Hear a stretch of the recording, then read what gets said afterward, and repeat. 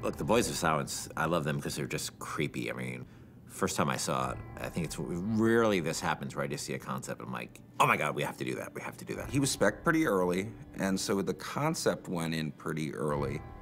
And Ken fell in love with the concept instantly.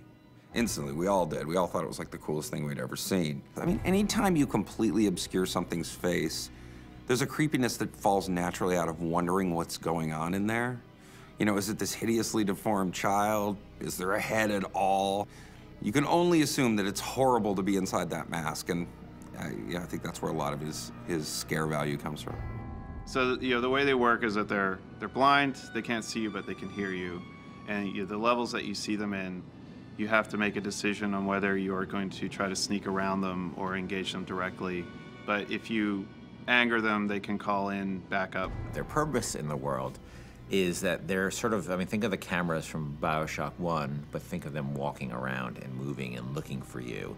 And he's gonna be, I think he's gonna be scary in the game and somebody the players are gonna love to meet but also hate to meet.